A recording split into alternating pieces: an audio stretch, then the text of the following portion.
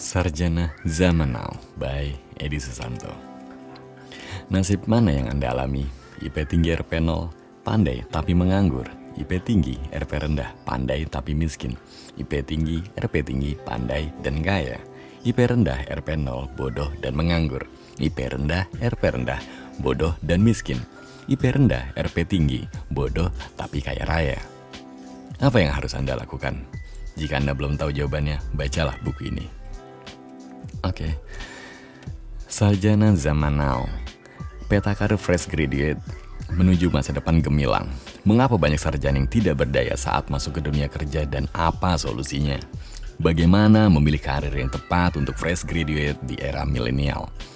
Bagaimana menjadi sarjana kaya dan bahagia? Buku ini ditulis khusus untuk 1. Para sarjana yang menganggur atau bekerja dengan tingkat kesejahteraan dan kepuasan rendah agar meningkat kualitas hidupnya. 2. Para mahasiswa agar menjadi pembelajar yang proaktif dan kreatif. 3. Para pendidik, dosen, dan guru agar lebih memahami kondisi batin mahasiswa yang tidak senang menjalani kuliah atau sekolah. 4. Para orang tua agar bisa memahami momen kritis anak-anak yang sedang mencari jati diri di bangku sekolah atau kuliah agar tidak salah dalam mengambil arah. 5. Pemangku kebijakan pendidikan di negeri ini agar mampu menghadirkan pendidikan di sekolah dan kampus yang lebih berorientasi pada pengembangan potensi diri peserta didik atau inner smart daripada sekedar penjajalan atau outer smart. Kata pengantar Ketua Prodi Pendidikan Ekonomi Sekolah Pasca Sarjana Universitas Pendidikan Indonesia. Zaman semakin maju. Ada dua refleksi menghadapinya. Hidup dirasakan semakin mudah dan nyaman, serta hidup semakin rumit dan sulit.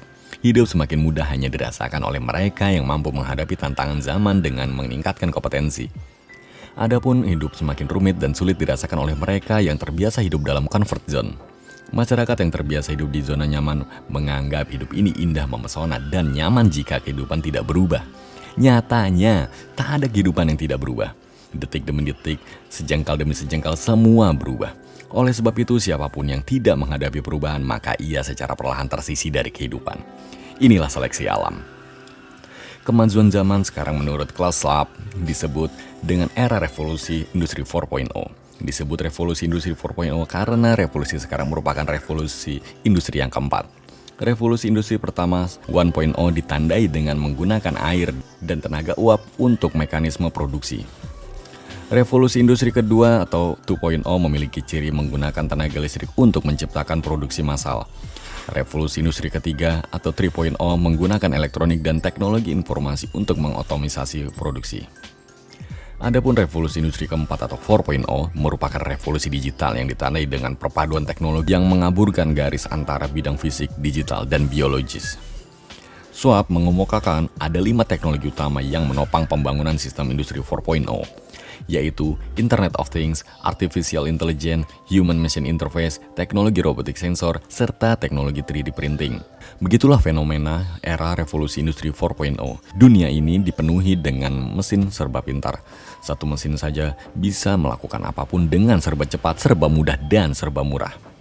Di sisi lain, hadirnya mesin pintar dapat menjadi ancaman terhadap manusia.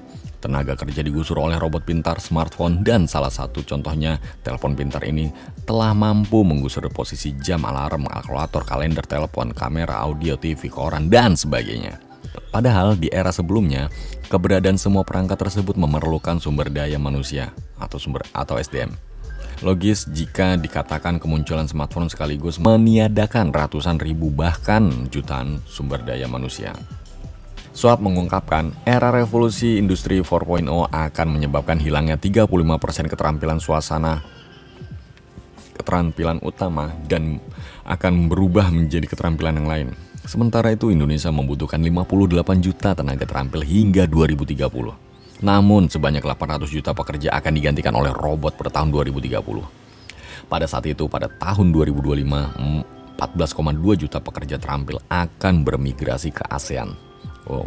Schwab yang juga pendiri dan ketua eksekutif Forum Ekonomi Dunia menuturkan bahwa manusia sekarang berada pada revolusi teknologi yang secara mendasar mengubah cara hidup, bekerja, dan berhubungan satu sama lain. Kehidupan tidak lagi terjadi seperti yang pernah dialami manusia sebelumnya. Ia sendiri mengaku bingung bagaimana mengungkapkan masa depan. Yang pasti, manusia harus mampu merespon revolusi industri 4.0 ini secara terintegrasi dan komprehensif. Buku saudara Edi Susanto yang berjudul Sarjana Zaman Now sangat menarik. Buku ini dapat menjadi panutan bagi siapapun yang tidak ingin kehilangan arah dalam kehidupan yang serba pintar ini. Memang eksplisit disebut dengan sarjana, sebab pernyataan tersebut menunjuk pada sosok intelektual lulusan perguruan tinggi. Sarjana di masa lalu selalu diasosiasikan dengan orang cerdas, pekerja pintar, mudah mencari kerja, bahkan sejahtera dan kaya raya. Namun fakta kehidupan berkata lain. Karena zaman terus berubah sangat cepat secara menyeluruh di semua kehidupan dan semua tempat. Saudara Edi Susanto berupaya meyakinkan bahwa siapapun bisa selamat jika bekerja, jika mereka mampu menyesuaikan diri. Kata kuncinya ada pada mindset. Setiap individu bebas memilih jalan survive sesuai minat yang dipilihnya. Pola pikir yang ditempuh buku ini adalah demokrasi, kebebasan memilih. Namun kebebasan memilih yang ditawarkan merupakan efek dari ketiadaan pilihan lain. Tak ada pilihan selain bergerak progresif, menyesuaikan diri, inovatif, dan kreatif. Kalau memilih zona nyaman, maka jantanya pasti akan tergilas zaman. Bagaimana tidak? Media sosial menggambarkan datangnya masa depan yang gemilang bagi yang siap menghadapinya. Berbeda dengan penganut aliran comfort zone yang merasa zaman suram sudah di depan mata. Sebagai contoh mikro, dapat digambarkan bengkel perbaikan kendaraan akan hilang. Bayangkan mesin yang menggunakan bensin selama ini memiliki 20.000 bagian. Sementara itu, motor yang menggunakan listrik hanya memiliki 20 bagian. Mobil listrik pun dijual dengan garansi seumur hidup dan hanya diperbaiki oleh dealer. Hanya perlu waktu 10 menit untuk mencopot dan mengganti motor yang menggunakan listrik. Motor listrik yang tidak dapat diperbaiki di dealer tetapi akan dikirim ke bengkel perbaikan regional yang akan memperbaikinya menggunakan robot. Motor listrik yang gagal fungsi akan ditunjukkan oleh lampu yang menyala. Pemilik motor tersebut dapat segera pergi ke tempat yang menyerupai mesin cuci mobil dan motor tersebut akan ditarik.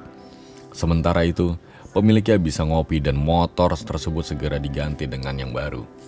Akibat dari motor dan mobil listrik tersebut adalah stasiun pengisian bahan bakar umum atau SPBU akan hilang. Meter parkir digantikan oleh meter dispenser listrik. Banyak perusahaan memasang stasiun isi ulang listrik. Itulah sebabnya kebanyakan pabrik kendaraan yang cerdas telah mengalokasikan uangnya untuk mulai membangun pabrik yang hanya membuat mobil listrik. Dampak lebih lanjut, industri batu bara akan hilang. Perusahaan minyak dan gas akan hilang. Pengeboran minyak dan akan hilang. Rumah-rumah menghasilkan dan menyimpan energi listrik pada siang hari dan menggunakan serta menjual listriknya ke grid. Grid akan menyimpan dan menyalurkan ke industri yang banyak menggunakan listrik. Itu salah satu revolusi yang digambarkan oleh media sosial dan terus viral. Seperti fata morgana, tapi nyata dan sudah ada di depan pintu gerbang kehidupan kita. Meskipun pembaca buku ini mungkin sudah sarjana, bahkan magister atau doktor, tapi saudara Edi Susanto memaksa mereka kembali menjadi mahasiswa. Mereka harus kembali datang ke kampus Universitas Kehidupan.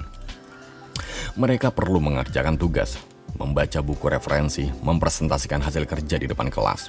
Harus mengikuti ujian tengah semester atau UTS dan ujian akhir semester atau UAS. Bahkan ujian setiap hari. Semua mahasiswa yang ingin survive harus mampu meraih indeks prestasi kehidupan atau IPK dengan skor di atas 3,0. Bahkan kalau perlu 4,0. Wow, cum laude. Penulis buku ini menawarkan kemudahan dengan mencontoh orang yang sukses. Ia tidak merekomendasikan untuk menjiplak sukses orang lain. Sebab keberhasilan studi, karir, rumah tangga, dan bidang kehidupan lainnya bagi setiap orang itu unik. Apa yang dialami satu orang berbeda dengan orang lainnya. Apa yang dialami dan cara menjalani hidup cukup dijadikan bahan mentah untuk menciptakan sukses bagi keberhasilan orang lain. Selamat atas penerbitan buku Sarjana Zaman Now yang sangat cemerlang. Selamat kembali, Anda menjadi mahasiswa dalam Universitas Kehidupan Era Revolusi 4.0.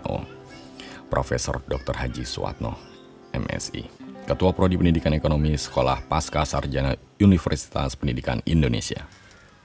Oke, itu baru kata pengantarnya aja mungkin ya. Nanti isinya akan dibahas di video selanjutnya. Tapi sebelum ke video selanjutnya, pengen cerita sedikit tentang orang yang ijazahnya SMA tapi gajinya sudah 20 juta ke atas. Dan di tahun ini, lebih tepatnya 22 juta. Terima kasih. See you.